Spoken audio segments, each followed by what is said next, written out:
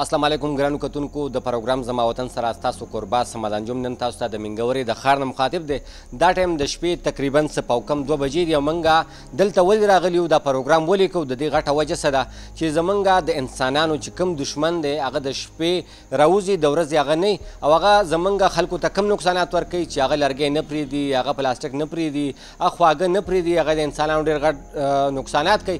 نو نن موږ راغلي یو د منګکانو هغه به تاسو ته ښایو چې کوم منګکان چې کوم د شپې راوځي دغه منګکان دي، د دغه منګکانو تماشه تاسو وکړئ. د هغې نه پس به موږ د منګکانو په حوالې سره د دې دلته کې چې موږ څه کوم ملګري راغلي دي هغوی سره هم خبرې کوو. لاول د دې منګکانو تماشه وکړئ چې دوی د چرګو په دې پنجرو کې څنګه په یو بل باندې ورځي، څومره منډې وخي او څومره غټ غټ دي. لاول د منګکان وګورئ.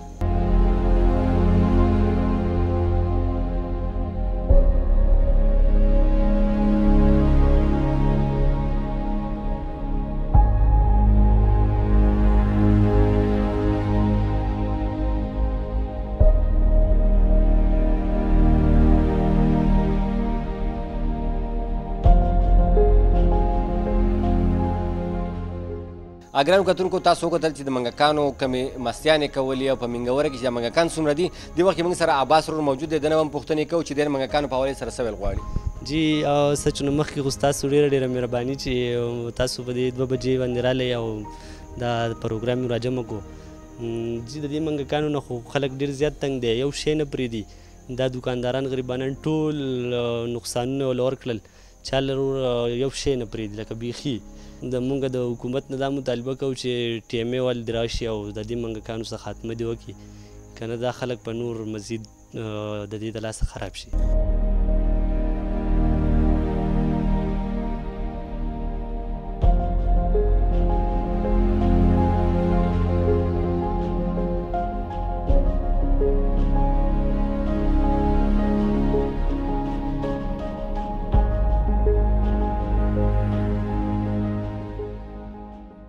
دې وخت کې موږ سره زموږ بل یو ورور عبدالله هم موجود دی. د هغه سره هم خبرې ترې کوو د منګکانو په حوالې سره چې منګکانو په منګوره کې ډېر زیات د شپې د هغې ډېر زیات راځي. که د ورځې موږ وګورو په منګوره کې د ټول نه سیوا رشکي، خو د شپې پکې ډېر زیات منګکان دي. د دې په حوالې سره به څه ویل غواړئ؟ ډېره مهرباني شکریه. تاسو موږ به د سخت وخت کې ټایم راکړو، بلکې ټایم هم د شپې 2 بجې دي. منګکان خو زه دا یم چې دا موږ چې کله دوکان بندوو نو لکه خپل دوکان ډېر زیات احتیاط کوو. کله به چې ګټې وګورو، سیخان به چې وګورو چې هغه ورته به سخت جوخ شي. که په کې دې کې لږ ځای هم پاتې شي نو دا منګه دننه ورنوځي، که کپړۍ یا وړۍ یا دال یا چې د خوراک څومره اشیا دا ټول خرابوي. د ټول نه غټه خبره دا شی دی زهریلا. د دې نه ډېرې بیماریانې هم خورېږي، جراثیم هم چې کوم دی هغه پهلاویږي. نو زمونږ د ټیمې والو ته هم دا درخواست دی چې هغه دې مهرباني وکړه په دې باندې اکشن والي، د دې نه ختم کړو چې دا ډېر زهریلی ده او نقصان یې ښه دی. ډېر مننه، شکریه. ډېره مننه عبدالله استاذ. ګرانو کتونکو د منګکانو په حوالې سره تاسو ته لږ غونډه کې د پوهان نه چې موږ کوم اورېدلي دي هغه ته لږ غونډه کې په ډاګه کړو د یو منګک چې کوم دی د هغې چې کله پیدا کېږي د وزن د 5 ګرام نه تر 6 ګرامو پورې، او بیا چې کله منګک غټ شي نو د ده وزن چې کوم نري نو د هغه وزن د 300 ګرام نه تر 500 ګرامو پورې، او چې کومه ښځه د هغې وزن د 250 ګرامو نه تر 300 ګرامو پورې.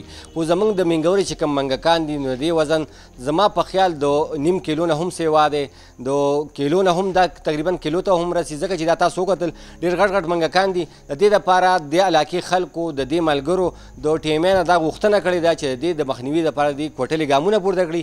نور که زه تاسو ته د منګکانو په حوالې سره ووایم د دې نه مختلف قسمه بیماریانې خورېږي.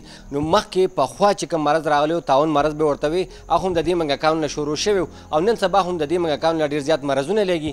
د دې منګکانو د لاسه د ډېرو زیاتو دوکاندارانو نقصانات هم کېږي. دوی د حکومت نه د ټیمې نه دا مطالبه کړې ده چې په پوري توګه دې د منګکانو د مخنیوي دپاره دې کوټلې ګامونه پورته کړي.